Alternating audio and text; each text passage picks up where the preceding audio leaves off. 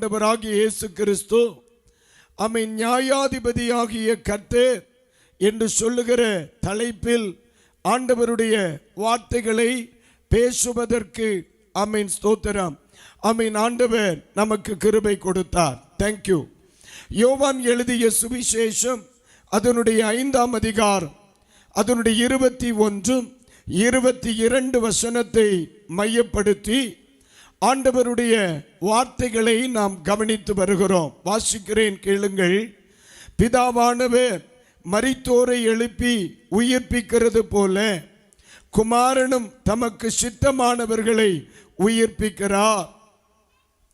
அன்றியும் பிதாவை கனம் பண்ணுகிறது போல எல்லாரும் குமாரனையும் கனம் பண்ணும்படிக்கு பிதாவானவர் தாமே ஒருவருக்கும் நியாய தீர்ப்பு செய்யாமல் நியாய தீர்ப்பு செய்யும் அதிகாரம் முழுவதையும் குமாரனுக்கு ஒப்பு கொடுத்திருக்கிறார் என்பது. அன்பானவர்களே, இந்த வேத பகுதியை முதல் நாள் இரவிலே வேத பகுதியாக வாசித்து அதிலிருந்து இன்று வரையிலும் இந்த 20ஆம் வாக்கியமும் 21வது வாக்கியத்தையும் மையப்படுத்தி நாம் தேவனுடைய வார்த்தைகளை கேட்டுக்கொண்டிருக்கிறோம். பரிசுத்த வேதாகமம் சொல்லுகிறது, பிதாவாகிய தேவனுக்கு ஒரு ஆசை. என்ன ஆசை? தான் கனம் பண்ணப்படுகிறது போல தன்னுடைய குமாரனும் என்ன செய்யப்பட வேண்டும்? கனம் பண்ணப்பட வேண்டும். அதற்காக அவர் என்ன செய்கிறாராம்? தன்னுடைய நியாய தீர்ப்பு செய்கிற அதிகாரம் முழுவதையும் அதை யாருக்கு கொடுத்து விடுகிறார்? ஆமென். வேதம் சொல்லுகிறது, குமாரனாகிய இயேசு கிறிஸ்துவுக்கு கொடுத்து விட்டார் என்று வேதத்திலே படிக்கிறோம். அப்படியானால் ஆமென், இந்த உலகத்தை நியாயம் தீர்க்கிற, இந்த மனிதகுலத்தை நியாயம் தீர்க்கிற, சமுதாயத்தை நியாயம் தீர்க்கிற ஒரு பெரிய பொறுப்பு ஆண்டவராகிய இயேசு கிறிஸ்துவுக்கு கொடுக்கப்படுகிறது. ஆண்டவர் இயேசு யார்? நியாயாதிபதியாகிய கர்த்தர். அல்லேலூயா. இந்த பகுதிக்கு நாம் ஒரு ஆயத்த வசனத்தை நாம் படித்தோம் இல்லைங்களா? சங்கீதங்களின் புஸ்தகத்திலே 7வது சங்கீதத்தை திருப்பின பொழுது 8ஆம் வசனம் சொல்லுகிறது, கர்த்தர் ஜனங்களுக்கு நியாயம் செய்வார். நாம் இதைத்தான் துவக்க வசனமா படித்தோம். கர்த்தர் ஜனங்களுக்கு நியாயம் செய்வார். நம்முடைய தெய்வம் நியாயம் செய்கிற தெய்வம். நாம் ஆராதிக்கிறவர் நியாயம் செய்கிற தெய்வம். ஒருவேளை இந்த உலகத்திலே நாம் எதிர்பார்க்கிற நியாயம், உலகத்திலே நாம் எதிர்பார்க்கிற நீதி, உலகத்திலே நாம் எதிர்பார்க்கிற அனுகூலம் உங்களுக்கு மனிதர்களால் கிடைக்காமல் போனாலும் நமக்கு ஒரு கர்த்தர் இருக்கிறார். அவர் நியாயம் செய்கிற கர்த்தர். நமக்கு ஒரு ஆண்டவர் இருக்கிறார். அவர் நியாயம் செய்கிற தெய்வம் என்று சொல்லி பரிசுத்த வேதாகமம் மிக தெளிவாக நமக்கு சொல்லிக் கொடுக்கிறது. ஆண்டவர் எப்படி நியாயம் தீர்க்கிறவர்? நாம் வாசித்தோம், நீதியாய் நியாயம் தீர்க்கிறவர். 2வது படித்தோம், அவர் உண்மையாய் நியாயம் தீர்க்கிறவர். 3வதாக படித்தோம், அவர் நிதானமாய் நியாயம் தீர்க்கிறவர். நேற்று இரவிலே வேகமாய் சொல்லி முடித்த காரியம், நம்முடைய ஆண்டவர் ரொம்ப நிதானமாய் இருப்பார். நம்முடைய ஆண்டவர் எப்படிப்பட்டவர்?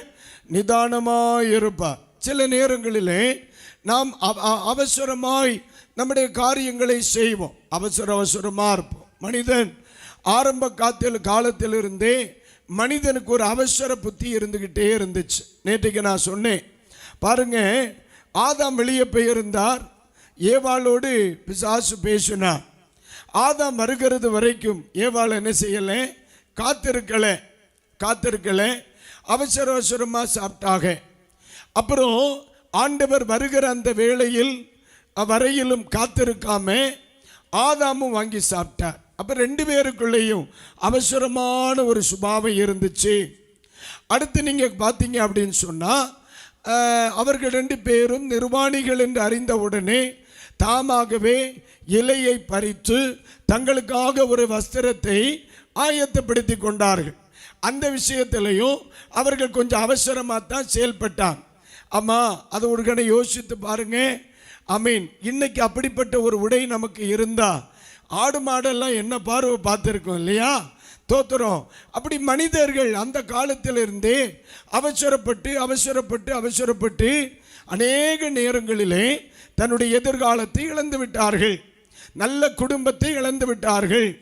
நல்ல தொழிலை இழந்து விட்டார்கள். சிலர் நல்ல வேலையை இழந்து விட்டார்கள்.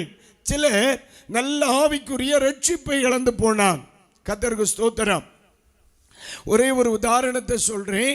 என்னுடைய ஆவியிலே அது சொல்ல தோன்றுகிறதுனால் சொல்லுகிறேன், கவனிங்க. ஒரு அருமையான ஒரு சகோதரி ரொம்ப வருஷங்களுக்கு முன்னாடி என்கிட்ட ஜோமனா வந்திருந்தார். நல்ல வசதியான ஒரு குடும்பம். அந்த சகோதரி ஜெபிக்க வந்திருந்தார்கள்.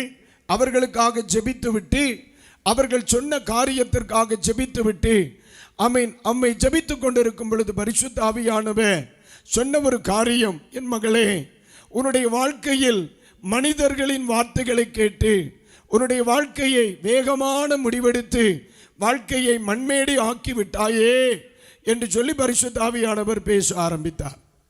அந்த சகோதரி வந்தாங்க. சில காரியங்களுக்காக, அவருடைய பொருளாதாரத்திற்காக, அவர் செய்து வருகிற தொழிலுக்காக ஜெபம் பண்ண சொன்னாங்க. அப்ப ஜெபித்து கொண்டிருக்கும் பொழுது பரிசுத்த ஆவியானவர் சொன்னார், சில மனிதர்களுடைய வார்த்தைகளை கேட்டு அவசரமாய் முடிவெடுத்து உன்னுடைய வாழ்க்கையை மண்மேடாக்கி கொண்டாயே என்று சொன்னார். இந்த வார்த்தையை சொன்ன உடனே அந்த சகோதரி பயங்கரமாக அழ ஆரம்பிச்சான். பயங்கரமா ஓ என்று அழ ஆரம்பித்தாள்.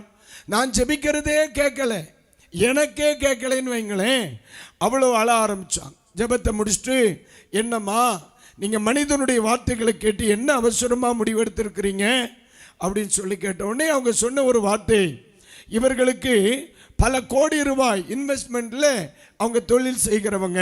ஆனால் இவர்களுக்கும் புருஷனுக்கும் இடையில ஒரு சின்ன மனஸ்தாபம் இருந்து வந்துச்சு. அதை இவர்கள் என்ன செய்வார்கள், அம்மாட்ட அப்பாட்ட அண்ணன் தம்பிட்ட எல்லாம் சொன்னாங்க. இந்த இவர்களுடைய சகோதரிகள் என்ன செய்வாங்க, இவர்களுக்கு இப்படித்தான் இருக்கும் வாழ்க்கை, இதில் எல்லாம் நீ அவசரப்படக்கூடாது, கொஞ்சம் பொறுமையாக இருக்கணும்னு சொல்லுவதற்கு பதிலாக இவர்களுடைய பண திமிர் எதையும் பார்த்து கொள்ளலாம் என்று சொல்லுகிற அந்த துணிவினால என்ன செய்ய ஆரம்பிச்சாங்க, ஒன்றும் இல்லைம்மா பரவாயில்ல விட்டுட்டு வந்துரு அப்படின்னு சொல்லி அந்த குடும்பத்தை பிரிக்கும்படியான ஆலோசனைகளை கொடுக்க ஆரம்பிச்சாங்க. அப்போ அந்த சகோதரி அங்கிருந்து பார்த்தாங்க, இங்கே அப்பா இருக்கிறார், அம்மா இருக்கிறாங்க, வசதி வாய்ப்புகள் இருக்கிறது, அண்ணன் தம்பி இருக்கிறாங்க, எல்லாரும் என்ன பார்த்துக்கிடுவாங்க, இந்த வாழ்க்கையெல்லாம் ஒன்றுமே கிடையாது அப்படின்னு சொல்லிட்டு எல்லாற்றையும் விட்டெறிந்து, குழந்தைகளையும் விட்டெறிஞ்சிட்டு, அக்கா அண்ணன் நம்பி, தம்பியை நம்பி, அப்பாவை நம்பி, அம்மாவை நம்பி அவசரமாக முடிவெடுத்து வந்துட்டான். ஆனால் இவர்கள் காலப்போக்கிலே இவர்களுடைய சுபாவம் மாற ஆரம்பிச்சு. அப்பா இறந்தார், அம்மா இறந்தாங்க, சகோதரன் கல்யாணம் பண்ணினார், தம்பி கல்யாணம் பண்ணினார். இப்போ இந்த சகோதரி தன்னுடைய குடும்பத்தாருக்கு எப்படி ஆயிட்டாங்க, ஒரு தலைவலியா மாறிட்டாங்க. இப்போ அவர்களுக்கு ஒரு எண்ணம், நான் புருஷன் வீட்டில் இருந்திருக்கலாமே, என்னுடைய குடும்பத்திலே இன்றைக்கு நான் படுகிறதை விட அதிகமான பாடுகள் என் புருஷன் வீட்டில் படலை. இன்னைக்கு என் வீட்டில் நான் அதிக கஷ்டம் அனுபவிக்கிறேன். அம்மா இருந்த காலத்தில் ஆதரவு இருந்துச்சு, அப்பா இருந்த காலத்தில் ஆதரவு இருந்துச்சு, இப்போ எல்லாரும் போயிட்டாங்க. அண்ணன் என்ன ஓர கண்ணால் பார்க்குறாரு, தம்பி இப்போ இவ என்னத்துக்குடா இங்கே இருக்கிறா அப்படின்னு பார்க்குறா என்று சொல்லி இப்போ தன்னுடைய புருஷனோடு சேர்த்து வைக்கும்படி இவங்க என்ன செய்தாங்க, வழக்கு தொடர ஆரம்பிச்சாங்க. அதில் முதல்ல இவங்க தோத்து போயிட்டாங்க, ரெண்டாவது தோத்து போயிட்டாங்க. இப்போ ஒரே வழி என்ன தெரியுமா, தோத்துற ஆண்டவரே என்ன நீங்க சேர்த்து வைங்க, ஆண்டவரே என் புருஷனோட சேர்த்து வைங்க, என் பிள்ளைகளோட சேர்த்து வைங்க. புருஷன் என்ன சொல்லுகிறார், கை குழந்தைகளை விட்டுட்டு நீ போயிட்ட, அதனால இனி இந்த பிள்ளைகளுக்கு ஒரு அம்மா தேவையில்லை. அவர் முடிவா இருக்கிறார், அவர் வேற கல்யாணம் பண்ணலை. அவர் அந்த பிள்ளைகளை வளர்த்து கொண்டு அழகா இருக்கிறார்.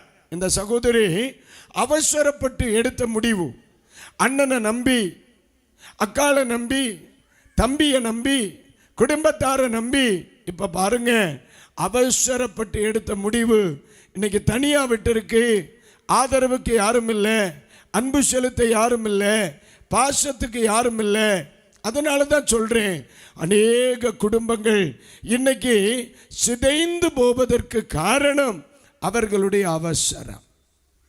சில குடும்பங்களுடைய அவசரம், சில பிள்ளைகளுடைய அவசரம், சில பெற்றோருடைய அவசரம். தெய்வ பிள்ளைகளுக்கு சொல்றேன், நம்முடைய ஆண்டவர் நியாயாதிபதி, ஆனால் அவர் தோத்தர வேகமாய் முடிவெடுக்கிறவர் அல்ல, நிதானமாய் நியாயம் தீர்க்கிற தேவன். அல்லேலூயா. சில நேரங்களிலே நம்முடைய வாழ்க்கையில் நம்ம ஜெபிக்கிற சில ஜெபங்கள் கூட ஆண்டவர் ரொம்ப தாமதமாய்த்தான் பதில் தருவார். ஏன் அப்படின்னு சொன்னா, மனிதர்கள் நிலையற்றவர்கள். ஏன்னா நம்ம சின்ன வயசாக இருக்கும் பொழுது ஒரு சைக்கிளுக்காக ரொம்ப பிரயாசப்பட்டு போராடி, சிலர்லாம் வீட்டில் உண்ணாவிரதம் இருந்து, சிலர் வீட்டுக்குள்ளே படுக்கையாக படுத்து சாப்பிடாம ஆகி ஏகப்பட்ட ரகளை ஏற்படுத்தி சைக்கிளை வாங்கினோம். ஆனால் ஒரு 5 ஆண்டுகள் கழித்த பிறகு அந்த சைக்கிள் மேலே நமக்கு என்ன வந்துருச்சு? வெறுப்பு வந்துருச்சு. அதுக்கு பிறகு நம்ம என்ன கேட்டோம்? ஒரு பைக்கு கேட்டோம். அந்த பைக்கு மட்டும் போதும்னு சொல்லி வாங்கணும். இப்போ கொஞ்ச நாள் கழிச்சப்ப பக்கத்து வீட்டில் காரை பார்த்தோமா, நமக்கு பைக்கு மேலே இருந்த ஆர்வம் குறைஞ்சி போச்சு. அதான் நல்லா கவனிக்கணும். நம்ம நினைப்போம் சைக்கிள் தான் எண்டு, அதனால ஆண்டவர் தரட்டும். சில காரியங்கள் நம்முடைய வாழ்க்கையில் ஆண்டவர் சீக்கிரமாய் தராததற்கு ஒரு காரணம், மனிதர்கள் அடிக்கடி தங்களை மாற்றிக்கொண்டே இருப்பார்கள், அடிக்கடி மாற்றிக்கொண்டே இருப்பார்கள். பார்த்துருக்கீங்களா? அதனால தான் ஆண்டவர் கொஞ்சம் பொறுப்போம், கொஞ்சம் அமைதியா இருப்போம், நாளைக்கு அதை வேண்டாம்பா அவனே, அதனால பார்த்துக்கலான்றார். இன்னைக்கு உடனே நீர் செய்வீராக அப்படின்னு கட்டளையிட்ட பலரும் 3 நாள் கழிச்சு ஆண்டவர்கிட்ட கேட்பாங்க, பார்த்து செய்வீராக. இன்னும் ஒரு 3 நாள் கழிச்சு பார்க்கும் பொழுது, தராமை இருந்தாலும் பரவாயில்லை சுவாமி, நீர் அதை பார்த்து கொள்வீராக. பழைய வேகம் வர வர குறைஞ்சிருது. ஏன்? மனிதன் நிலையற்றவன், அவனுடைய யோசனை நிலையற்றது, அவனுடைய சிந்தனைகள் நிலையற்றது, அவனுடைய எண்ணங்கள் நிலையற்றது. நிலையானவர் தெய்வம் மட்டுமே. இந்த ராத்திரி சொல்லுகிறேன், அதனால தான் ஆண்டவர் சில காரியங்களை நிதானமாய் நியாயம் தீர்ப்பார். ஒரு அல்லேலூயா.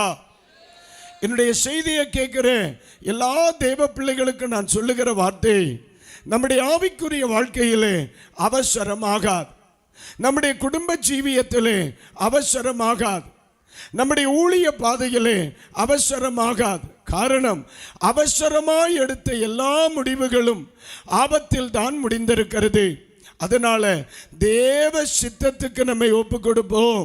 பைபிள் சொல்லுகிறது, அவர் நிதானமாய் நியாயம் தீர்ப்பார். ஒரு அல்லேலூயா சொல்லுங்க. நேற்றைக்கு ராத்திரி சொல்லி கொடுத்தேன், சில ஜெபங்கள் எல்லாம் கேட்கறத விட கேட்காம இருக்கிறதா நல்லது அப்படின்ட்டு. ஏன்னா நம்ம வீடுகளில் சின்ன சின்ன சின்ன பிரச்சனைகள்லாம் வரும் பொழுது நம்ம ஆவேசமாக சொல்லுகிற ஒரு வார்த்தை உண்டு, ஆண்டவரே இதெல்லாம் பார்க்கறதுக்கு என்ன ஏன் போட்டிருக்கிறிய, எடுத்துறப்படாதாம்பா. காலையில் ஒரு வாட்டி யாராகிலும் ஒரு வார்த்தை சொன்னால் இந்த வார்த்தை வந்துடும், கேட்ட உடனே எடுத்திருந்தா. உண்மையிலே சொல்கிறேன், இந்த கன்வென்ஷனுக்கெல்லாம் 90% ஆளும் இருக்காது. ஏன்னா அடிக்கடி பலரும் சொல்லுவாங்க, ஏன் என்னை போட்டிருக்கிறேன் சுவாமி, ஏன் என்னை போட்டிருக்கிறேன். ஆண்டவர் சொல்லுவார், எடுக்கலாம்னு நினைக்கிறேன், ஞாயிற்றுக்கிழமை எடுத்தா சொர்க்கத்துக்கு போகணும், அதுக்கு நீ லாய்க்கு இல்லை. மற்ற நேரம் எடுத்தா நரகத்தில் போடணும், அதுக்கு நீ லாய்க்கு இல்லை. இடையில தொங்க விடுற மாதிரி ஒரு ஆப்ஷன் இல்லடா.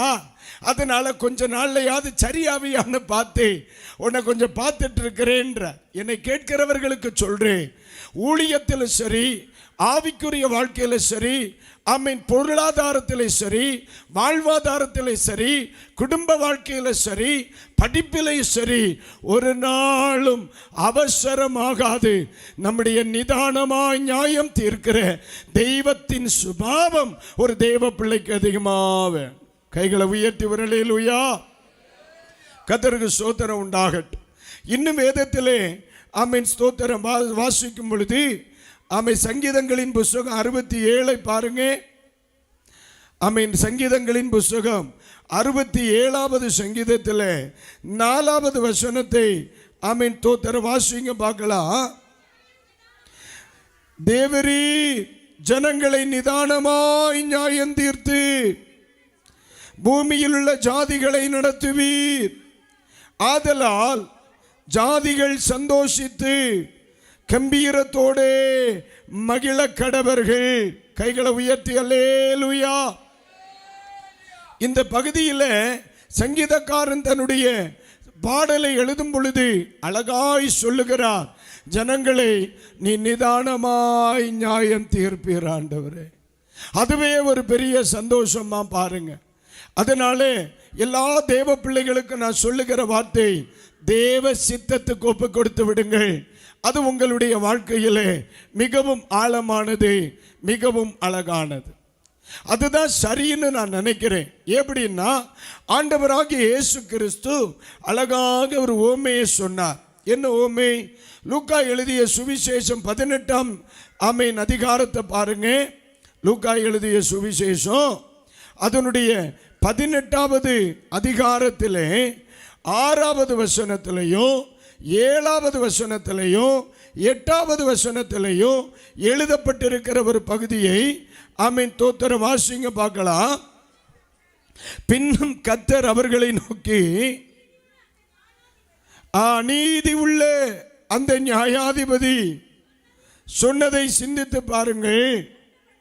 அதுபடியே தேவன் தம்மை நோக்கி இரவும் பகலும் கூப்பிடுகிறவர்களாகிய தம்முடைய தம்மால் தெரிந்து கொள்ளப்பட்டவர்களின் விஷயத்திலே நீடிய பொறுமையுள்ளவராயிருந்து அவர்களுக்கு நியாயம் செய்யாதிருப்பாரோ?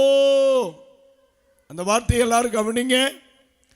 ஆண்டவராகிய இயேசு கிறிஸ்து சொல்லுகிற ஓமையில் அவர் சொல்லுகிறார், அவர் நீடிய பொறுமை உள்ளவராக இருந்து அவர் நியாயம் செய்யாமல் இருப்பாரோ? இது யாருக்கு? தம்மை நோக்கி கூப்பிடுகிறவர்களுக்கு. முடிவிலே இதை சார்ந்த சில வார்த்தைகளை சொல்றேன். அப்ப ஆண்டவர் தாமதிக்கிறதுனால உங்க ஜெபத்தை கேட்காம இல்லை. ஆண்டவர் மௌனமாய் இருக்கிறதுனால உங்க ஜெபத்தை கேட்காம இல்லை. ஆண்டவர் சில காரியங்களிலே நிதானமாக, பொறுமையாக, கவனமாக, ஏற்ற வேளையில் ஆண்டவர் எல்லாவற்றையும் செய்கிறபடியினால் பொறுமையாய் தேவ பிள்ளைகள் காத்திருக்க வேண்டும். அதுதான் பைபிள் சொல்லுது, கர்த்தருக்காக பொறுமையோடு காத்திருந்தேன், அவர் என் பக்கமாய் சாய்ந்து என் கூப்பிடுதலை கவனித்தார். அல்லேலூயா. அப்ப ஜெபிக்கிறவர்கள் யாருக்கு பொறுமை இருக்குதோ இல்லையோ, ஜெபிக்கிறவர்களுக்கு பொறுமை இருக்கணும். யாருக்கு பொறுமை இருக்குதோ இல்லையோ, தேவ சித்தம் அறிந்து செயல்படுகிறவர்களுக்கு பொறுமை இருக்கணும். யாருக்கு பொறுமை இருக்குதோ இல்லையோ, ஆண்டவரை சேவிக்கிறவர்களுக்கு பொறுமை இருக்கணும். ஏன் தெரியுமா? அவசரம், ஆபத்து. ஆண்டவர் ஆபிரகாமை ஆமீன் எகிப்து தேசத்திலிருந்து அழைத்து வரும் பொழுது, உன்னை நான் ஆசீர்வதிப்பேன்னு சொல்லித்தான் அழைத்தா. ஆனா ஏறத்தாழ ஒரு 15-16 வருடங்கள் ஆன உடனே கொடுத்த வாக்குத்தத்தத்தை நிறைவேற காணல. உடனே பாட்டியம்மா ஒரு சைடில் ஒரு சின்ன யோசனை போடுறாங்க. சரி, நமக்குத்தான் பிறக்கல, நம்ம வேலைக்காரியாக்கும் அவளுக்காச்சும் பிறக்கட்டும்னு சொல்லி ஆகாரம் கொடுக்கிறார். அந்த விஷயத்தில் நம்ம தாத்தா மோசம் இல்லை, ஒரு வார்த்தை கூட ஆண்டவர்கிட்ட கேட்கவே இல்லை. அப்ப கவனிக்கணும், சில அவசரங்கள் ஆபத்தா முடியுதா? எவ்வளோ பெரிய அந்த அதாவது கவனிங்க, எந்த அம்மா இந்த ஆகாரிடத்திலே தனக்கு சந்ததி உண்டாகணும் என்று ஆபிரகாமினிடத்திலே ஆமீன் ஆலோசனை கொடுத்தாரோ, அதே பாட்டியம்மா தோத்திரம் இந்த இந்த அடிமை பெண்ணையும் அவருடைய மகனையும் புறம்பே தள்ளும் அப்படின்னு சொல்ற. எந்த பிள்ளையாலே தன் வீடு கட்டப்பட போகிறது, என் குடும்பம் கட்டப்பட போகிறது, என் ஜெபம் கேட்கப்பட்டுருச்சு அப்படின்னு சந்தோஷப்பட்டாங்களோ அதே பிள்ளைய துரத்துறதுக்கு இந்த அம்மா தான் ஐடியா கொடுக்குது. பார்த்தீங்களா? அதனால தான் மனிதனுடைய ஆலோசனைகள் எப்பொழுதுமே பலகீனமானது. அதனால தான் ஆண்டவர் தோத்திர சில ஆட்கள் ஜெபிக்க ஜெபிக்க கேட்டுக்கிட்டு சிரிச்சுக்கிட்டே இருப்பார். அல்லேலூயா. பைபிளை நம்ம வாசிக்கும் பொழுது இஸ்ரவேலின் தேவன் நகைப்பார் அப்படின்னு எழுதப்பட்டிருக்கு. ஆண்டவர் சில காரியங்களை பார்த்து சிரிப்பார். ஆண்டவர் சிலர் ஜெபிக்கிறத கேட்டு சிரிப்பார். கேட்டிங்களா? ஏன் தெரியுமா? நம்ம எல்லாம் ஜெபித்த சில ஜெபங்களை ஆண்டவருக்கு நம்ம ஆட்கள்கிட்ட இருந்த மாதிரி கோல் சொல்லுகிற சுபாவம் இருந்திருந்தா பலருக்கு வண்டவாளம் இன்னைக்கு வெளியே வந்திருக்கும். நம்ம எல்லாம் ஜெபிக்கிற ஜெபம். ஆனால் ஒன்று சொல்லுகிறேன், ஆண்டவர் பொறுமையாய் இருந்து அற்புதம் செய்வார். அல்லேலூயா. இன்னைக்கு ராத்திரி இதை ஏன் உங்களுக்கு மறுபடியும் சொல்றேன் தெரியுமா? ஆவியானவர் இதை அகத்தூண்டுதல் கொடுத்ததுனால தான் சொல்றேன். ஒருவேளை சரீரத்திற்கு அடுத்த காரியம், பிள்ளைகளுடைய திருமணத்திற்கு அடுத்த காரியம், ஊழியத்திற்கு அடுத்த காரியம், ஆமீன், ஆவிக்குரிய ஜீவியத்திற்கு அடுத்த காரியம், உங்கள் பிசினஸுக்கு அடுத்த காரியம், இந்த பகுதியில் எல்லாம் ஆண்டவர் மௌனமாய் இருக்கிறார் அப்படின்னு நீங்க நினைச்சு ஃபீல் பண்ணுவீங்கன்னா அது நன்மைக்காக கர்த்தர் எல்லாவற்றையும் அதன் காலங்களிலே அவர் நேர்த்தியாய் செய்வார். ஒரு நாளும் தெய்வ பிள்ளைகள் சோர்ந்து போகக்கூடாது. நம்ம என்ன செய்யக்கூடாது? சோர்ந்து போகக்கூடாது. நம்ம ஒரு நாள் சோர்ந்து போகக்கூடாது. ஆண்டவர் துக்கப்படுவார். ஏன்னு ஆண்டவர் யோசிப்பார், என்னடா இவன் நன்மைக்காக நான் மௌனமாக இருக்கேன், இவன் நன்மைக்காக நான் பொறுமையாக இருக்கேன், இவன் நன்மைக்காக நான் இவனுடைய காரியத்தில் தாமதம் பண்ணுறேன், ஆனால் இவன் அவசரப்பட்டு இருக்கிறானே, நான் எவ்வளவு சொன்னாலும் இவன் கேட்கலையே அப்படின்னு ஆண்டவர் துக்கப்படுவார். தேவ பிள்ளைகளுக்கு சொல்றேன், ஆண்டவருடைய சமூகத்திலே ஆமை சொல்லுகிற காரியங்களிலே பொறுமையோடு காத்திருங்க. கர்த்தர் உங்களை ஒரு நாளும் கைவிட மாட்டார். கைகளை உயர்த்தி ஒரு அல்லேலூயா. நாலாவதாக 1 கொரிந்தியர் எடுங்க பார்க்கலாம். நம்முடைய ஆண்டவர் யார் அப்படின்னு நம்ம படிக்க போறோம். 1 கொரிந்தியர் 4ஆம் அதிகாரத்தில் 5வது வசனத்தை ஆமை தோத்துறோம். ஒன்று படிங்க பார்க்கலாம். ஆதலால் கர்த்தர் வருமளவும் நீங்கள் காலத்திற்கு முன்னே யாதொன்றை குறித்தும் தீர்ப்பு சொல்லாது இருங்கள்.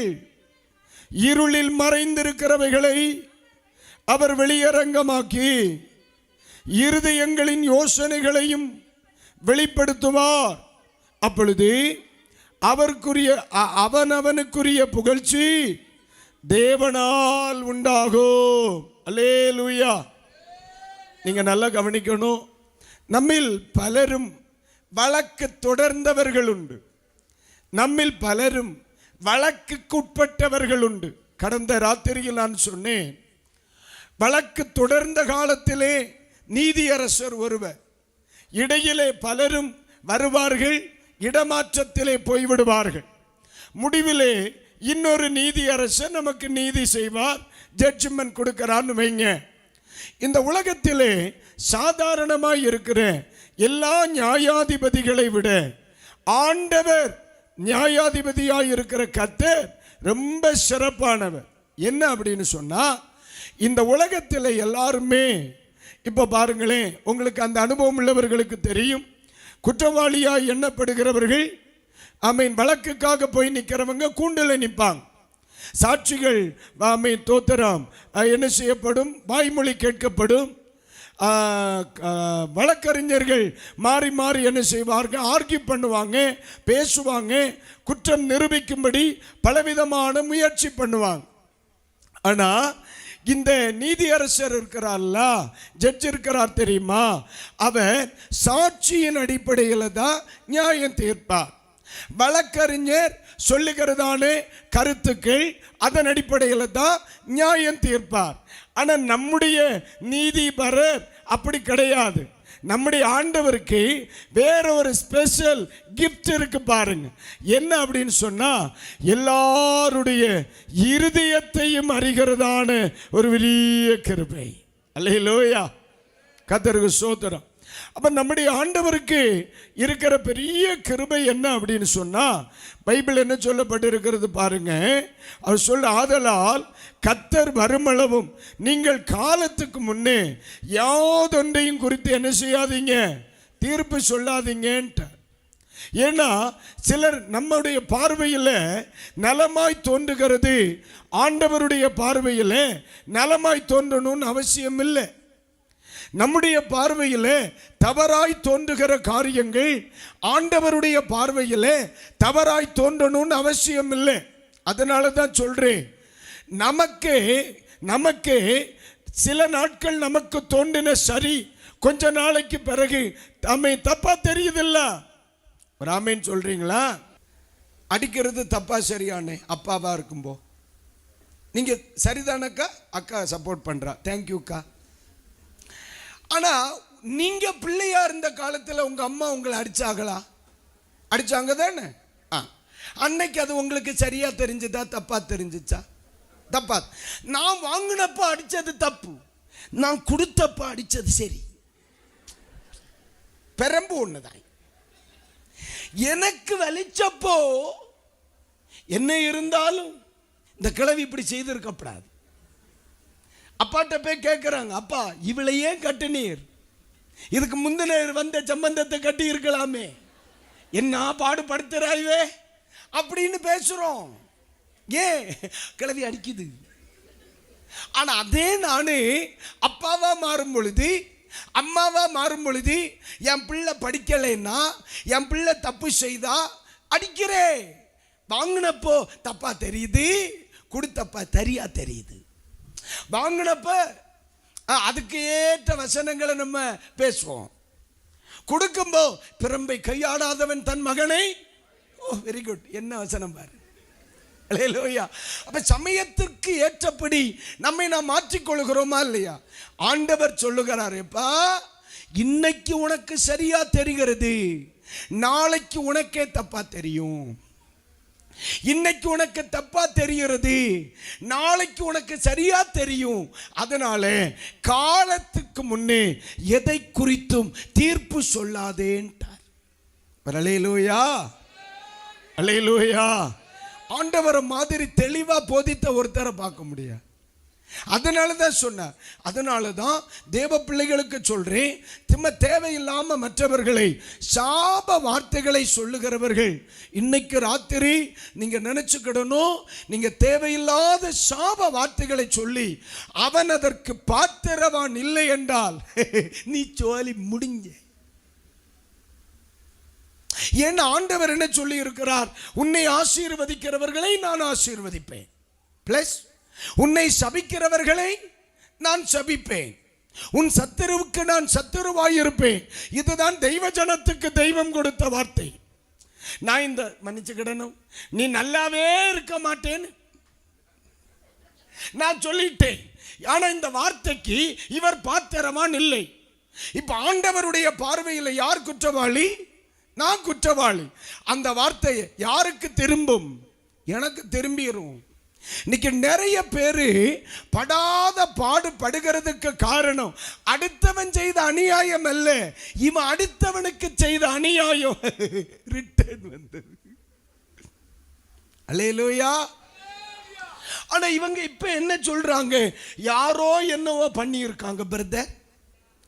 அதனால தான் ஆண்டவர் சொன்னார், பிள்ளைகளே கர்த்தர் பரலோகத்தில் இருக்கிறார், நீ பூமியில் இருக்கிறாய், உன்னுடைய வார்த்தை ரொம்ப சுருக்கமா இருக்கணும்.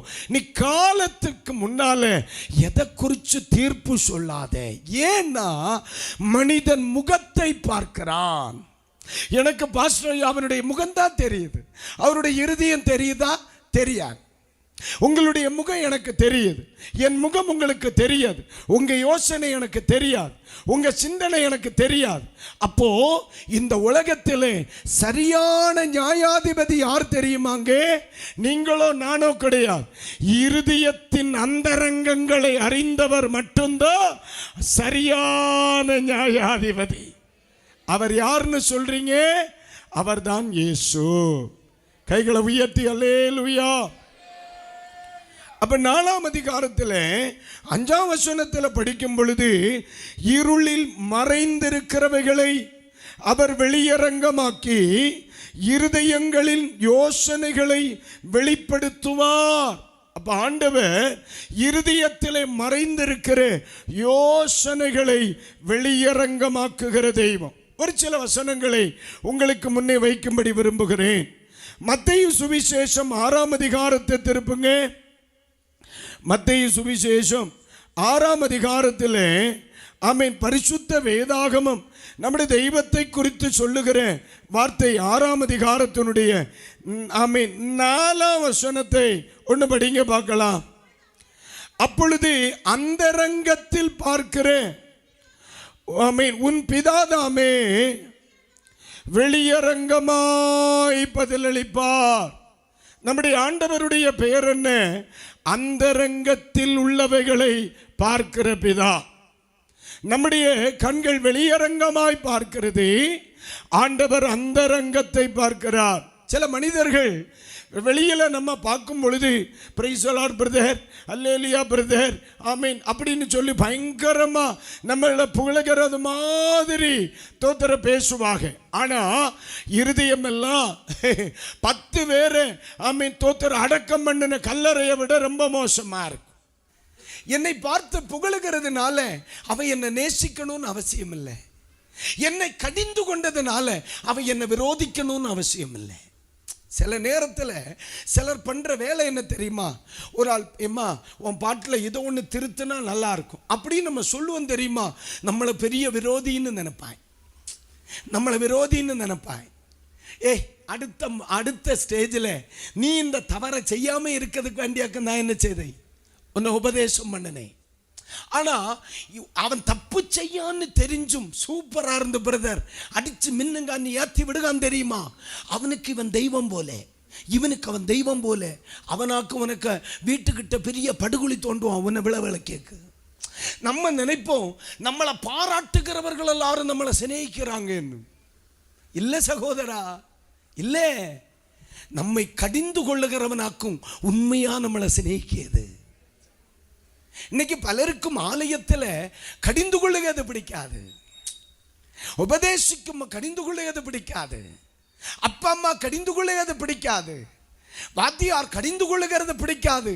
வேதம் சொல்லுகிறது கடிந்து கொள்ளுதல் எங்கே இருக்கிறதோ அங்கே அன்பு இருக்கிறது. கைகளை உயர்த்தி ஒரு அல்லேலூயா, சத்தம் அல்லேலூயா. அப்ப இந்த வார்த்தையை கவனிக்கும் பொழுது இந்த உலகத்திலே மனிதனுடைய வெளியரங்கமான காரியங்களை வைத்து நம்ம எதுவுமே ஜட்ஜ் பண்ணக்கூடாது. ஏன்னா மனிதனுக்கு முகம் தெரியும், இருதயம் தெரியாது. ஆனா பைபிள் என்ன சொல்லுகிறது? அந்தரங்கத்தில் பார்க்கிற பிதா. கைகளை உயர்த்தி ஒரு ஆமென். இப்ப எடுங்க மார்க்கு சுவிசேஷம் 4ஆம் அதிகாரத்துக்கு நேரா வாங்க. மார்க்கு எழுதிய சுவிசேஷம் 4ஆம் அதிகாரத்துக்கு நேரா 22ஆம் வசனத்தை ஒன்று படிங்க பார்ப்போம். அக்கா எனக்கு மனசிலா வெல்ல கேட்டியா? ஒருக்கையோட படி. வெளியரங்கமாகாத அந்த ரங்கமும் இல்லை, வெளிக்கு வராத மறைபொருளும் இல்லை. அப்ப பைபிள் சொல்லுது என்னைக்காயிலும் ஒரு நாள் அந்தரங்கம் வெளியே வரும்.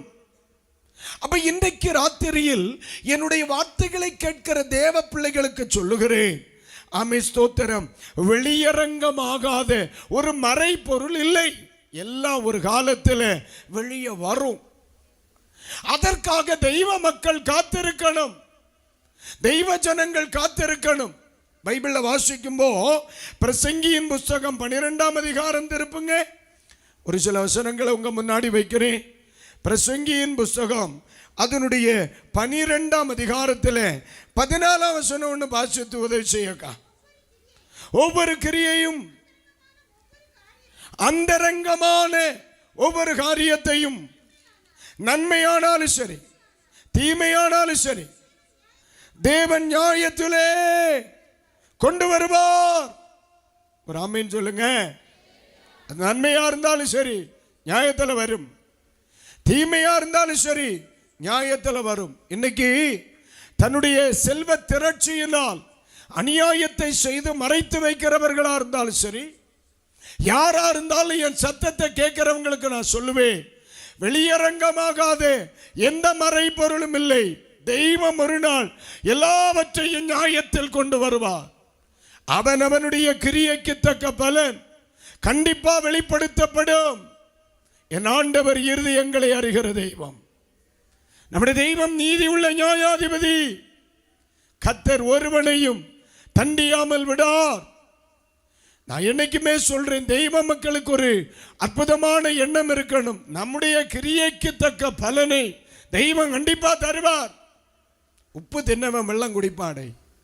அது யாது பொண்ணு மோனா இருந்தாலும் சரி, தெய்வம் ஜீவனோடு உண்டு. அது இன்னல்ல நாள தெய்வம் சரியா செய்திருப்பார். என் பிரசங்கத்தை கேட்கிற எல்லா தெய்வ பிள்ளைகளுக்கு சொல்றேன், எல்லா மனிதனுடைய கிரியைகளுக்கு தக்க பலன் பரலோகத்தின் தெய்வம் ஒருவர் உண்டு. அவர் வெளிப்படுத்தாமல் இருக்கவே மாட்டார். அவனுக்கு நான் அளிக்கும் பலன் என்னோடு கூட வருகிறது. இன்னைக்கு நம்முடைய திறமையினால, இன்னைக்கு நம்முடைய இன்ஃப்ளூயன்ஸினால, இன்னைக்கு நம்முடைய பணபலத்தினால எல்லாம் அடிச்சு மூடி வச்சாலும் ஒரு நாள் கண்டிப்பா வெளியே வரும். ஒரு நாள் கண்டிப்பா வெளியே வரும். உன்னுடைய வாழ்க்கையிலே நீ செய்த அநீதி வெளியே வரும். தப்ப முடியாது. யாது பொண்ணு மோனா இருந்தாலும் சரி, கைகளை உயர்த்தி வரலே லூயா. நானா இருக்கட்டும் சகோதரா, நானா இருக்கட்டும். தெய்வம் நீதி உள்ள நியாயாதிபதி. தெய்வம் அநீதிக்கு துணை போகிறவர் இல்லை. ஆமென். அது ஆமென். கிறிஸ்தவனா இருந்தாலும் சரி, கிறிஸ்தவன் அல்லாதவனா இருந்தாலும் சரி, 4 பேர் உனக்கு குறுக்க பரம உண்டுன்னு சொல்லி ஒரு பாவப்பட்டவனுக்கும் குறுக்க மேல யாரும் நிற்கப்படாது. உனக்கு பீசூரி போகும். இன்னைக்கு ராத்திரி இந்த தேசத்தை எச்சரிக்கிறேன். ஒரு தெய்வ மனுஷனா எல்லாவற்றையும் காண்கிற ஒரு தெய்வம் உண்டு. அந்த தெய்வத்துக்கு முன்ன எந்த சமயம் இல்லை, மதம் இல்லை, மந்திரவாதம் இல்லை, பணம் இல்லை, ஆஸ்தி இல்லை, அந்தஸ்து இல்லை, அத்தனையும் பெயரும். இன்றைக்கு ராத்திரி தெய்வம் உன்னை எச்சரிக்கிறார். மதத்தின் பெயரால், ஜாதியின் பெயரால், பணத்தின் பெயரால், அந்தஸ்தின் பெயரால், சொத்தின் பெயரால் நீ அநியாயம் செய்தால் உன் சந்ததி வரையிலும் ஆமென் 4ஆம் 3ஆம் தலைமுறை மட்டும் அவர் நியாயம் தீர்க்கிற தெய்வம். அல்லேலூயா. ஆமென். நம்முடைய தெய்வம் சர்வ வல்லமை உள்ளவர் மக்களே. அதற்கு ஸ்தோத்திரம். அல்லேலூயா. பாருங்க, ஆண்டவர் இயேசு கிறிஸ்துவை சிலுவையில் அறைவதற்கு என்ன செய்திருக்கிறார்கள்? இயேசு சிலுவையிலே தொங்குகிறார் நமக்காக. இயேசு சிலுவையிலே தொங்கிக் கொண்டிருக்கும்போ இயேசுவை குற்றவாளியாக்கினது யாரு? பிரதான ஆசாரியர்கள். கையில் என்ன இருக்கு? நியாயப்பிரமாணம். கையில் என்ன இருக்கு? நியாயப்பிரமாணம். இயேசு கிறிஸ்துவை சிலுவையில் அறைய சத்தமிட்டவர்கள் யூதர்கள். தெய்வ ஜனம். ஆசாரியன் உள்ள நிற்கிறான், பிரதான ஆசாரியன் உள்ள நிற்கிறான், லேவியன் உள்ள நிற்கிறான், தூபகலசம் தூக்குகிறவன் உள்ள நிற்கிறான், சமூகத்தப்பத்தை மாற்றுகிறவன் உள்ள நிற்கிறான், தேவாலயத்தின் பாடகன் உள்ள நிற்கிறான், பஜன பாடினவன் உள்ள நிற்கிறான், எல்லாருமே உள்ள நிற்கிறான். ஆனா இயேசுவின் வலதுகையிலும் வலதுகை பக்கமும் இடதுகை பக்கமும் 2 குற்றவாளிகள் சிலுவையில் தொங்குனாங்க. அதுல ஒருவன் இன்னொருவனை பார்த்து கேட்கிறான். ஒருவன் இயேசுவை பார்த்து சொல்றான், நீர் கிறிஸ்துவே ஆனால் நீ இறங்கி வா, எனக்கு உதவி செய்கின்றான். உடனே இன்னொரு பக்கத்தில் நிற்கிற குற்றவாளி என்ன சொல்லுகிறான்? நீ தேவனுக்கு பயப்படுவது இல்லையா அப்படின்னு கேட்கிறான். யாரு? உலகத்தால் குற்றவாளி என்று தீர்க்கப்பட்ட ஒரு குற்றவாளி, மரண தண்டனைக்குட்பட போகிறவன், உட்பட்டிருக்கிறவன், சில நிமிடங்களிலே சாக போகிறவனுக்குள்ள என்ன இருக்கு? தெய்வ பயம் இருக்கு. ஆனா கீழே நிக்கிற ஆசாரியனுக்கு கையில பிரமாணம் இருக்கு, ஆனா இருதயத்தில் தெய்வ பயம் இல்லை. வாயில சோத்திரம் இருக்கு, வாயில அல்லேலூயா இருக்கு, வாயில அந்நிய பாஷை இருக்கு, வாயில சங்கீர்த்தனை இருக்கு, வாயில கீர்த்தனைகள் இருக்கு, இருதயத்தில் தெய்வ பயம் இல்லை. நிசாரமா பேசுறேன். ஆனா உலகத்தாரால் குற்றவாளி என்று பெயரிடப்பட்டு அந்த அடுத்த நிமிஷத்தில் சாக போகிறவன் சொல்லுகிறான், ஆண்டவரே நீர் உம்முடைய ராஜ்யத்தில் வரும்போ என்ன நினைத்துக் கொள்ளு, இன்றைக்கு நீ என்னுடைய பரதேசில் இருப்பாய். அப்போ எல்லாருக்கும் அறியப்படுகிற ஒருவனாய் இருக்கிறதை விட தேவனுக்கு பயப்படுகிறவனாய் இருப்பது நல்லது. மக்களை கைகளை உயர்த்தி ஒரு அல்லேலூயா சொல்லுங்க. இல்லை, ஆசாரியனாக இருப்பதை விட ஆண்டவருக்கு பயந்தவனாய் இருப்பது நல்லது. செல்வந்தனாக இருப்பதை விட தேவனுக்கு பயந்தவனாய் இருப்பது நல்லது. ஆண்டவர் இயேசுவோடு கூட இருந்த சீஷர்களில் ஒருத்தன் நாசமா போயிட்டு அவனை விடு, வேற 11 பேர் இருந்தாங்க. அவங்க சொல்றாங்க, நீர் உம்முடைய ராஜ்யத்தில் வரும் பொழுது ஒருத்தன் வலது கை பக்கமும் இன்னொருத்தர் இடது கை பக்கம் இருக்கணும்ன்றார். அப்படிதானே? இயேசு ஓகே நீ ரைட் சைடு நீ லெஃப்ட் சைடுன்னு சொன்னாரா? ஒருத்தனுக்கும் ஆண்டவர் பிடியே கொடுக்கல. ஆமா, 3 வருஷம் தன்னோடு கூட இருந்து காலையில் புட்டு, மத்தியானம் சோறு, சாயங்காலம் ஃப்ரைட் ரைஸ்ன்னு தின்ன ஒரு வேளுக்கு ஆண்டவர் இந்த வார்த்தை பிடி கொடுக்கவே இல்லையே. ஆனா இதுக்கு முன்னால இந்த குற்றவாளி கூட்டத்துக்கு வந்தாரா? பிரசங்கம் கேட்டவரா? சங்கீதம் படித்தவரா? கொயரில் உண்டா? இவர் கொயர்லையும் கிடையாது, கயர்லையும் கிடையாது. இதுக்கு முன்னால ஒரு தடவை கூட இயேசுவை பார்த்ததே இல்லை. ஆனால் சிலுவையிலே குற்றவாளியா உலகமே சொல்லுது, இவன் துரோகின்னு. ஆண்டவர் சொல்லுகார், நம்ம மேலே மீட் பண்ணலான்னு. 1 கொரிந்தியர் 15ஆம் அதிகாரம் 58வது வசனத்தை ஒன்று படிங்க பார்ப்போம்.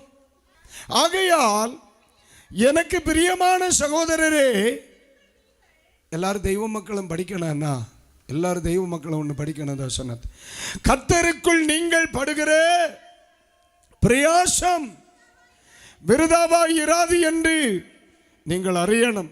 தெய்வ ஜனம் அறிய வேண்டிய ஒரு காரியம் உண்டு.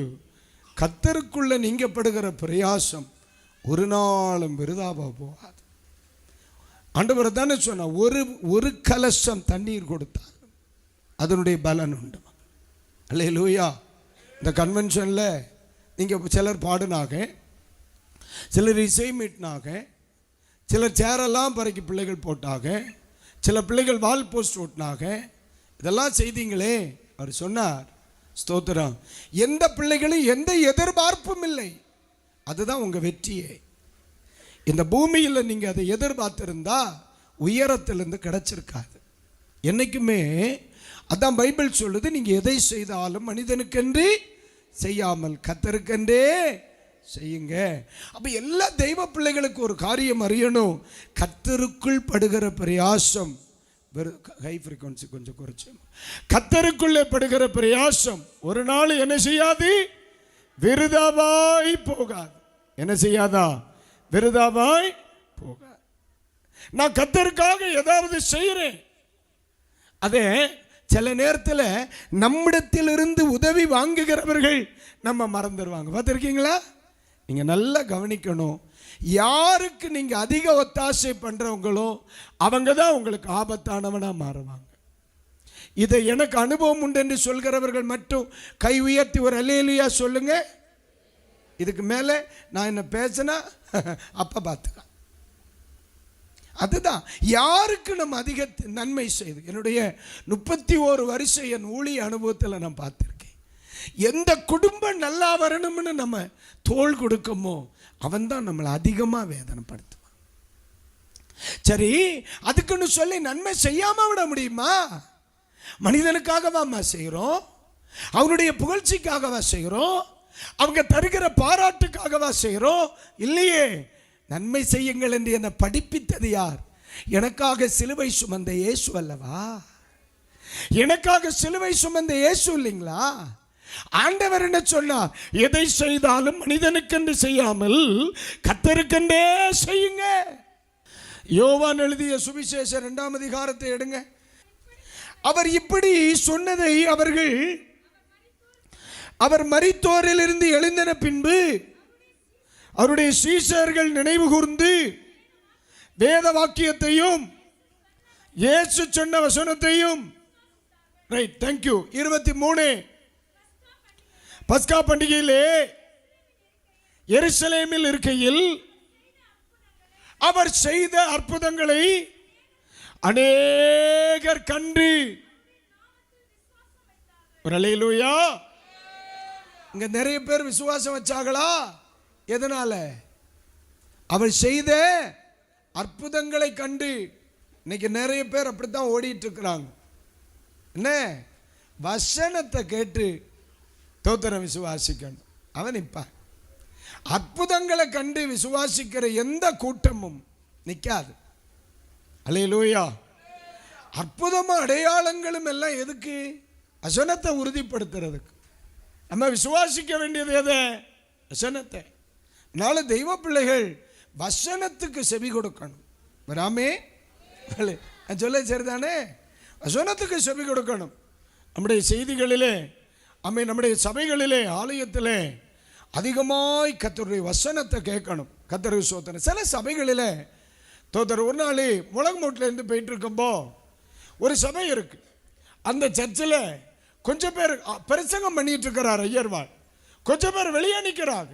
நான் உடனே நிறுத்திட்டு, சகோதரமாரே, சர்ச்சில் பிரசங்கம் நடக்கு, நீங்கள் வெளியே நிற்கிறீங்களேன்னு கேட்டு, சார் பிரசங்க சார், அதனால தான் வெளியே நிற்கிறேன்.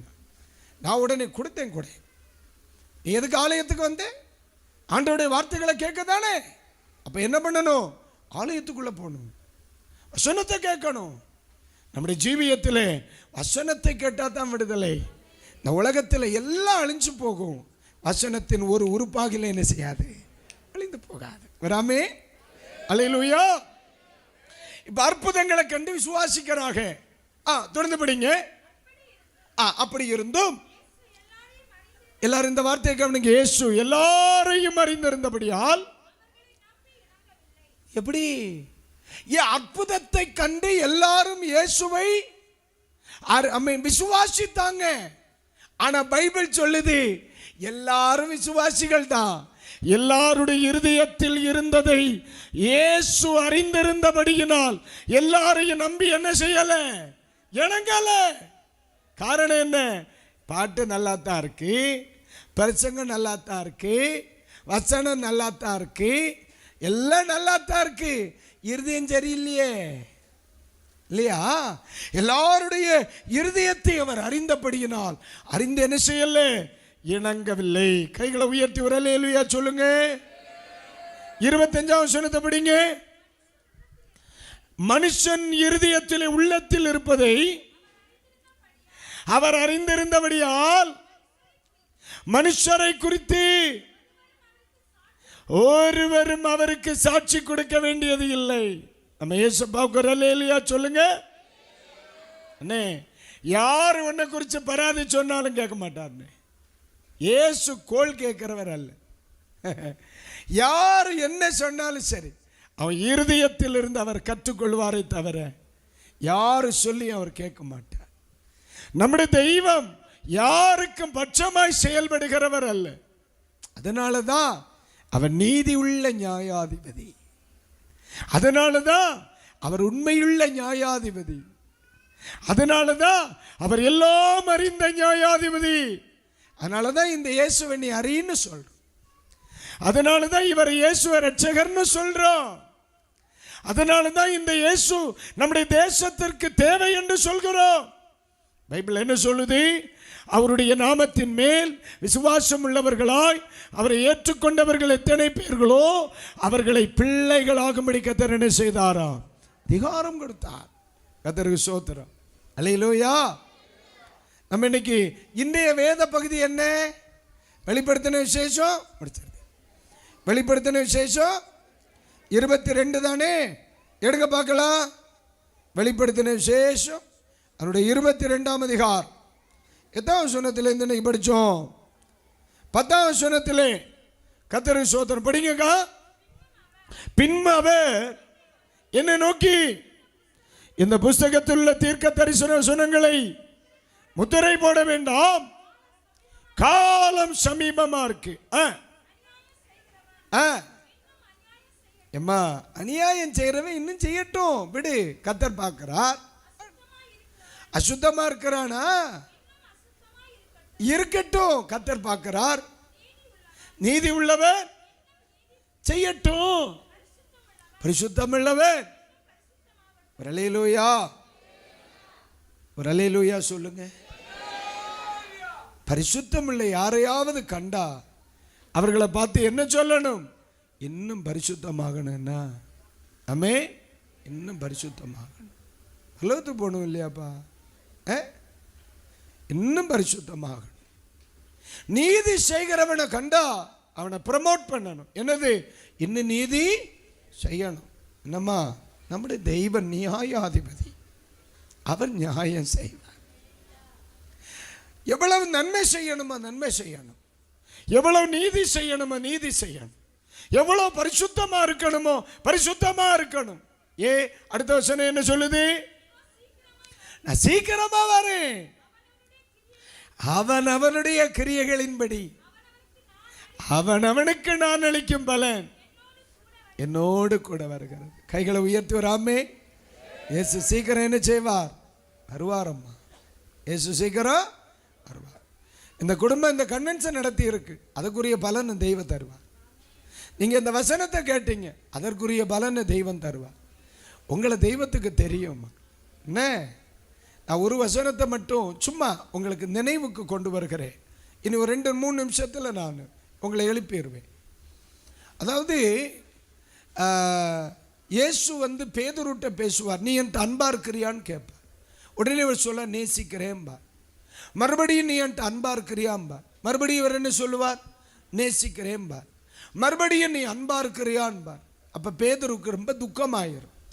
உடனே அவர் சொல்லுவார், நீர் அறிவீர் ஆண்டவரே, இல்லைங்களா?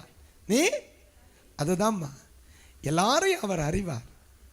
நன்மை செய்கிறவனே அவருக்கு தெரியும், தீமை செய்கிறவனே அவருக்கு தெரியும், வஞ்சகமாக வாழ்கிறவனே அவருக்கு தெரியும், வெளியரங்கமாக வாழ்ந்து அந்தரங்கத்தில் துரோகம் செய்கிறவனே அவனுக்கு தெரியும்.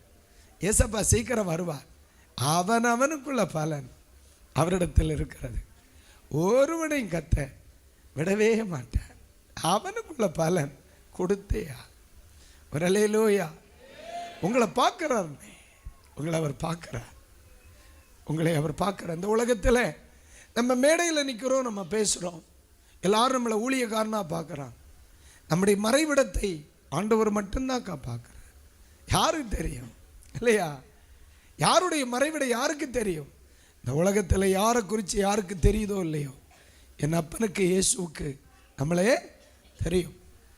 அதனால தேவனுக்கு தான் பயப்படணும், ஆண்டவரை ஏற்றுக்கொள்ளணும், அவரை விசுவாசிக்கணும், அவருக்காக வாழணும். என்ன, இன்னைக்கு என்னுடைய செய்தியை கேட்குற எல்லாருக்கும் நான் சொல்கிறேன், இதுவரையில் இயேசுவை சொந்த இரட்சகராக ஏற்றுக்கொள்ளாத, அவரை விசுவாசியாத யாரேனும் என்னுடைய சத்தத்தை நீங்கள் கேட்டால், நாம் பிரசங்கிக்கிறவர் தெய்வம் பிரதர், எல்லாவற்றையும் அறிகிறவர், கூடவே இருந்து நம்மை நடத்துகிற தெய்வம்.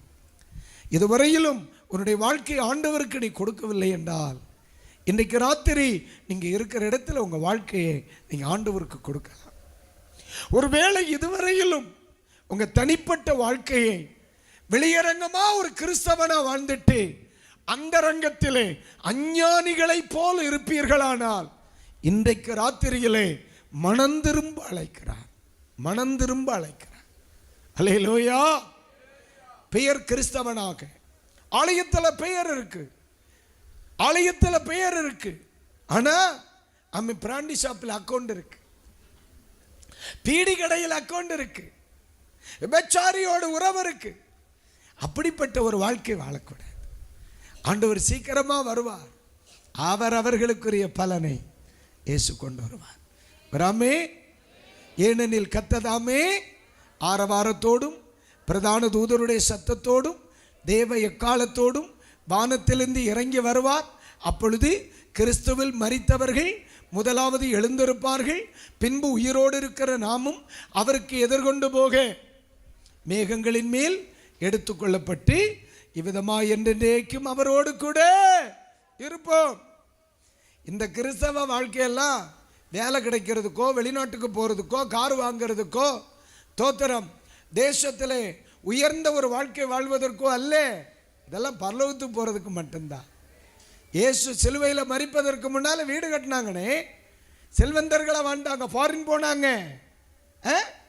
இதெல்லாம் உலக நன்மைக்காக அல்ல, இம்மைக்காக மாத்திர ஒருவன் கிறிஸ்துவை பின்பற்றினானே ஆனால் எல்லாரை பார்க்கிலும் பரிதபிக்கப்பட்டவனாக இருப்பான். தேவ பிள்ளைகளுக்கு சொல்கிறேன், நான் ஒரு வசனத்தை நான் தெளிவாக பேசுவேன். மனம் திரும்பாதவர்கள் மனம் திரும்பணும், இயேசுவை ஏற்றுக்கொள்ளாதவர்கள் ஏற்றுக்கொள்ளணும், ஆவியோடு உண்மையோடு ஆராதிக்கணுங்க. சரியா? பிதாகுமாரன் பரிசுத்தாவியின் நாமத்தில் மூழ்கி ஞானஸ்நானம் பெற்றுக்கிடணும். ஆமாம், இது நான் பக்கத்தில் குருவானவர் இருக்கிறார், நம்மை சபை பக்கத்தில் இருக்கு. நம்முடைய தென்னிந்திய திருச்சபைகளில் தெளித்துத்தான் குடிப்பாக, மூழ்கி ஞானஸ்நானம் கிடையாதுன்னு எனக்கு தெரியும். ஆனால் பரலோகத்துக்கு போகணும்னா மூழ்கி ஞானஸ்நானம் எடுக்கணும். நீங்கள் இனி ஒரு தடவை நீங்கள் என்ன கூப்பிடாட்டாலும் எனக்கு பிரச்சனை இல்லை, நான் கொத்த வேலைக்கு ஒன்றும் போக மாட்டேன், பிரசங்கத்துக்கு தான். ஆனால் நீ மனம் திரும்பணும், ஸ்நானம் எடுக்கணும். ஆமாம், நீ ஸ்நானம் எடுக்கணும், ஆவியோடு உண்மையோடும் கர்த்தரை ஆராதிக்கணும். அப்போஸ்தலர் 2ஆம் அதிகாரத்தில் சொல்லப்பட்டிருக்கிற அபிஷேகம் பெற்ற ஒரு ஆராதனை. நான் உங்களை எக்காரணம் கொண்டு யாரும் இந்த கோயிலேருந்து அந்த கோயிலுக்கு வான்னு நான் சொல்லவே மாட்டேன், லைவில் தானே பேசுகிறேன். நீங்கள் அந்த அனுபவத்தை உங்களுக்குள்ள உருவாக்குங்க. நான் யாரையும் அப்படி சொல்லவே மாட்டேன். ஏன்? இக்கரை மாட்டுக்கு அக்கறை பச்சை, அதுக்கு அவசியமே இல்லை. எல்லாரும் ரட்சிக்கப்படுங்க, எல்லாரும் மனம் திரும்புங்க, எல்லாரும் பரிசுத்தாவியின் நிறைவில் ஆராதிங்க, எல்லாரும் கர்த்தருக்குள்ள வாழுங்க. பரிசுத்தமாக வாழியா, இயேசு சீக்கிரம் வரப்போகிற. இன்னொரு நாள் நான் உனக்கிட்ட வருவேன், பிரசங்கம் பண்ணுவேனான்னு எனக்கு தெரியாதுனே. ஆனால் உண்மையாக சொல்கிறேன், நீ மனம் திரும்பலை நான் பரலோகத்துக்கு போக மாட்டேன். ஆமே, மனம் திரும்பலை நான் பரலோகத்துக்கு போக மாட்டேன். ரட்சிக்கப்படலை நான் பரலோகத்துக்கு போக மாட்டேன். ஞானஸ்நானம் எடுக்கலை நான் பரலோகத்துக்கு போக மாட்டேன். பரிசுத்தாவியை பெறாமல் பரலோகத்துக்கு போக மாட்டேன். அதை மட்டும் மனசில் நினச்சிக்க. அல்லேலூயா. சொல்ல வேண்டியது என் கடமை, கீழ்ப்படிய வேண்டியது உன் கடமை. இயேசு சீக்கிரம் வருவார், அவனுக்கு அவர் அளிக்கும் பலன் அவரோடு கூட வரும். இனி ஒரு முறை இந்த பகுதியில் எங்கேயாவது சுவிசேஷம் பிரசங்கிக்க என்னை அழைத்தால் நம்ம மறுபடியும் பார்க்கலாம். இல்லையா, கர்த்தர் என்னை அதற்கு முன் அழைத்து கொண்டால் நான் பரலோகத்துக்கு போவேன் அப்பா பார்க்க. நீங்கள் வரும் வரை அங்கே காத்திருப்போம். வருவீர்கள் என்று நம்புகிறேன். கிருபை உண்டாவதாக. ஒரு மனுஷன் உலகம் முழுவதையும் ஆதாயப்படுத்தினாலும் என் ஜீவனை நஷ்டப்படுத்தினால் அவனுக்கு லாபம் என்ன? ஏக்கா, என்னோட இதுவரைக்கும் நான் சொல்லுவேன், நூற்றுக்கணக்கான பேரை நம்ம அடக்கம் பண்ணியிருக்கோம் இந்த கையால். எவனுமே பிரமாணம் கொண்டு போகலை, யாருமே சொத்து பத்திரம் கொண்டு போகலை. கொண்டு போனாலும் நம்ம கொடுத்து விட்ட மாதிரி இல்லை, ஒட்டியான வரைக்கும் உருவிட்டு தான் விடுகிறது. அதனால தான் சொல்கிறேன், இந்த உலகத்தில் நீ சம்பாதிக்கிற ஒன்று நித்தியத்துக்கு பயன்படும்னா அது ரட்சிப்பு மட்டும்தான். கேட்டிங்களா? ஆமாம். இன்னைக்கு கண்ணீரோடு இந்த தேசத்தை பார்த்து சொல்லுவேன், மனம் திரும்புங்க. பிதாகுமார பரிசுத்தாவியின் நாமத்தில் ஞானஸ்நானம் எடுங்க. தேவ சமூகத்தில் காத்திருந்த அந்நிய பாஷை அடையாளத்தோட அபிஷேகம் பாருங்க. ஆவியோடு உண்மையோடும் கர்த்தரை ஆராதிங்க. நீங்கள் பரலோகத்துக்கு வரணும். இயேசு சீக்கிரம் வருவார். ஏதோ சீக்கிரமாய் வருகிறேன், அவனுக்கு நான் அளிக்கும் பலன் என்னோடு கூட வருகிறேன். அல்லேலூயா. உங்களுக்கு ஒரு சின்ன சந்தேகம் இருக்கும், வருத்தம் இருக்கும். 3 நாளாக வந்தோம் பாஸ்டர், எங்கள் தேவைகளுக்காக ஜெபம் பண்ணலையே. இல்லையா? ஒரு வியாதிக்காக, ஒரு பிரச்சனைக்காக ஜெபம் பண்ணலையே. அக்கா, நான் ஆராதிக்கிற தெய்வம் பெரியவர். நான் அப்புறம் ஜெபம் பண்ணுறதுக்கோ சுகமாக்குறதுக்கோ ரொம்ப நேரம் பேச வேண்டிய அவசியமெல்லாம் இல்லை. நான் 3 நாள் நான் சத்தியம் பிரசங்கம் பண்ணியிருக்கேன். உங்களை நான் அப்பா கையில் கொடுக்கேன். ஒத்த நிமிஷத்தில் இன்னைக்கு ராத்திரி ஒன்றை தொடுவார். விடுதலை அவர் தரணும். நாங்கள்லாம் டம்மிக்கா, ஒன்றுமே கிடையாது. ஆண்டவருக்கு முன்னால் நாங்கள் எல்லாம் ஒன்றும் கிடையாது. நாங்கள்லாம் ஒரு தெல்லு பூச்சிகள் மக்களே. ஏதோ கிருபையா 4 நேரம் 3 நேரம் சோத்தை போட்டு நல்ல வஸ்திரம் கொடுத்து சத்தியத்தை சொல்ல எங்களை ஊர் ஊராக அனுப்புகிறார். அவரை சுமக்கும் கழுதைகள். இந்த உலகத்துக்கு எல்லாரும் நம்ம ஒரு நாள் இந்த உலகத்தை நம்ம விட்டு போகத்தான் போகிறோம். இது வரைக்கும் எப்படி வாழ்ந்தீங்களோ எனக்கு தெரியாது. இனியாவது கொஞ்சம் கடவுளுக்கு பயந்து வாழுனே. ஆமாம், கடவுளுக்கு பயந்து வாழு. இந்த தேசத்தில் தேவ ஜனங்களை மதத்தின் பெயரால் துக்கப்படுத்துகிற நெருக்குகிற யாராகிலும் என் சத்தத்தை கேட்பீங்கன்னா, ஒரு சகோதரனாக சொல்கிறேன், தெய்வ மக்கள்னு தெரிஞ்சு அவனை ஒடுக்கணும்னு நினைக்காத. அவனுக்கு ஒரு தெய்வம் உண்டு. ஒன்றையும் உன் குடும்பத்தை விட மாட்டார். நீ காணாமல் போயிடுவேன். இது ஒரு சகோதரனாக தெளிவாக சொல்கிறேன். இதை சொல்லணும். ஏன் தெரியுமா? நான் பிரசங்கிக்கிற இயேசு நியாயாதிபதி. அவருக்கு முன்னால் இன்னைக்கு வரைக்கும் எவனும் நின்னதில்லை, நிற்க முடியாது. அந்த தெய்வம் நன்மை செய்யும்படி இன்றைக்கு ராத்திரி வந்திருக்கிறார். நம்முடைய தெய்வம் சர்வ நியாயாதிபதி. அவர் உங்களுக்கு அற்புதம் செய்வார். எல்லாரும் கைகளை உயர்த்தி hallelujah. Are you happy today? சந்தோஷமா இருக்கீங்களா? கர்த்தர் உங்களோட பேசினாரா? ஆண்டவருக்கு ஒரு அல்லேலூயா சொல்லிருங்க. தேங்க்யூண்ணே. உங்களுக்கு பிடிச்சதா இல்லையான்னு நான் கேட்க மாட்டேன். ஆண்டவருக்கு பிடிக்கும்ண்ணே. ஆமாம், அவ்வளோதான். எனக்கு தெரியும் நான் பேசலேன்ட்டு. ஆண்டவர் உங்களை ஆசீர்வதிப்பாருன்னு. நீங்கள் நல்லா இருப்பீங்க அக்கா. உங்கள் குடும்பத்தை ஆண்டவர் ஆசீர்வதிப்பாருன்னு. ஆண்டவர் உங்களை கைவிட மாட்டார். இன்னும் தலைமுறை மக்களே, அப்பா தாத்தா ஆரம்பித்ததை உங்கள் காலங்களில், உங்கள் தலைமுறைகள் காலங்களிலையும் நீங்கள் செய்யுங்க. இயேசு வருகிறது வரைக்கும் என்ன ஆண்டவர் உங்களுக்கு ஒரு குறையும் வைக்க மாட்டார். இந்த ராத்திரி ஆண்டவருடைய வசனத்தை கேட்டு எல்லாருக்கும் சொல்கிறேன், நல்லா இருப்பீங்க ஐயா. இயேசு உங்களை ஆசீர்வதிப்பார். எழும்புவோமா? ஜெபம் பண்ணுவோம். Thank you Holy spirit.